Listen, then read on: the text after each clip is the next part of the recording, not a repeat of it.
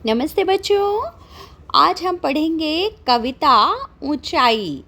इस कविता को लिखा है अटल बिहारी वाजपेयी जी ने।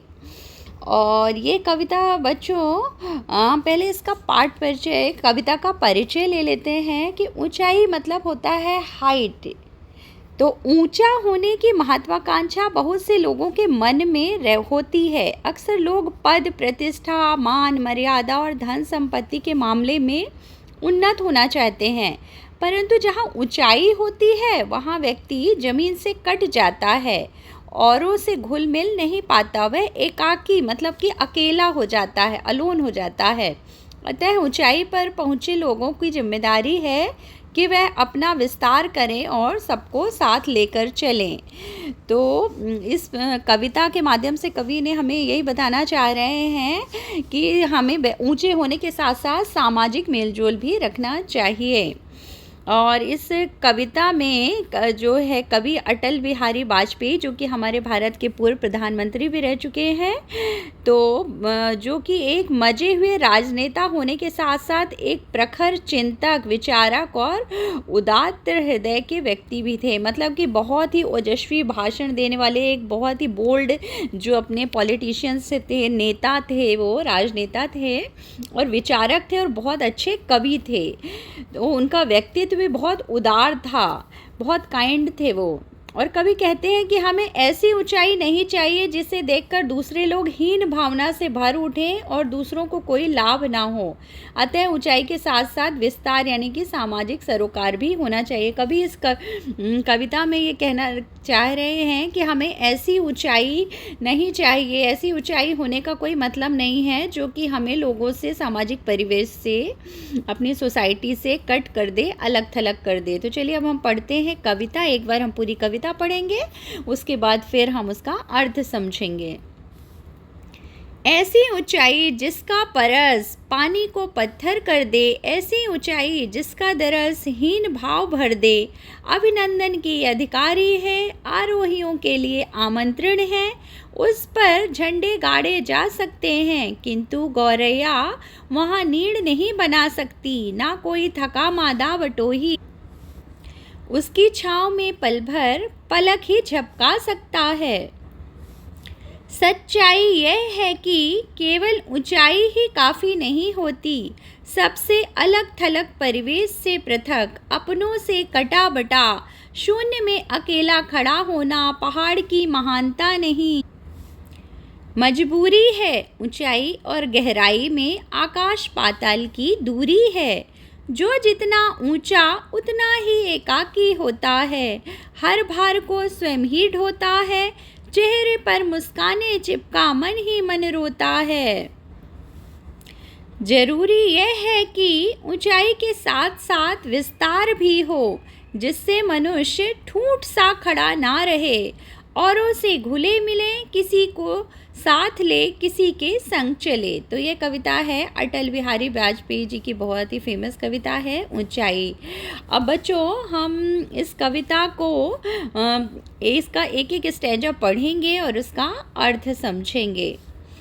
तो अब इस पाठ में पहले आए हुए हम जो कठिन शब्दार्थ हैं पहले उसे देख लेते हैं, जिससे आपको ये कविता पढ़ना समझने में आसानी होगी।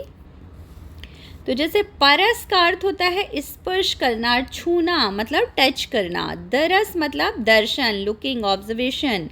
आरोहियों मतलब पर्वत पर चढ़ने वाले यानी माउंटेनियर्स। आमंत्रण मतलब इनविटेशन यानी बुलावा या निमंत्रण। नीड़ का अर्थ होता है घोंसला या नेस्ट, जो बर्ड नेस्ट बनाती है। परिवेश मतलब माहौल या वातावरण, एटमॉस्फेयर। पृथक मतलब सेपरेट, अलग करना। एकाकी मतलब अकेलापन, सिंगल, अलोन। ठूंठ सा इसका मतलब होता है बिना डाल पात का सूखा पेड़ या उसका तना, मतलब dry tree without leaves and branches, जिसमें पत्तियां और ब्रांचेस नहीं होती है, ड्राई ट्री। औरों मतलब दूसरों को, अदर्स। तो इस पाठ का ये कविता का जो कठिन शब्दार्थ थे, अब चलिए देखते हैं हम कविता का भावार्थ।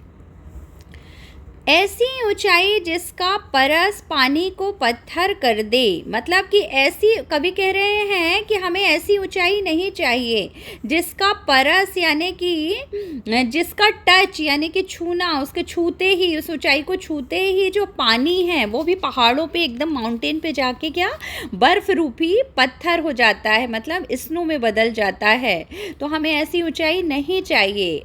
ऐसी ऊंचाई जिसका दरसहीन भाव भर दे, मतलब ऐसी ऊंचाई जिसको देख करके हमारे अंदर इन्फीरियरिटी कॉम्प्लेक्स आ जाए, ने बहुत ही हीन भावना, निम्नता का भाव आ जाए, अपने छोटेपन का, तो ऐसी ऊंचाई हमें नहीं चाहिए। लेकिन फिर भी वो अभिनंदन के अधिकारी हैं, यानी कि वो फिर भी स्वागत के योग्य हैं।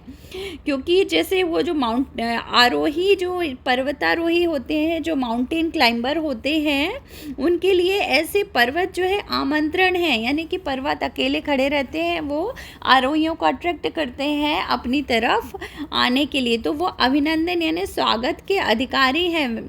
और पर उस पर झंडे गाड़े जा सकते हैं, मतलब पहाड़ों पर जैसे माउंट एवरेस्ट वगैरह है, उस पहाड़ों पर चढ़ के लोग जा कर के झंडा गाड़ देते हैं, अपना फ्लैग।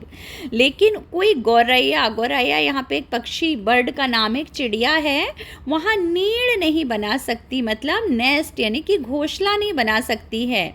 और ना ही कोई थका मादा बटोही, बटोही मतलब ये जो राहगीर होते हैं ना, पैदल चलने वाले, तो कोई भी राहगीर जो है, जो थका मादा टायर्ड है, उसकी छाँव में पल भर पलक ही झपका सकता, मतलब कि वहाँ पे अपनी थकान नहीं मिटा सकता है।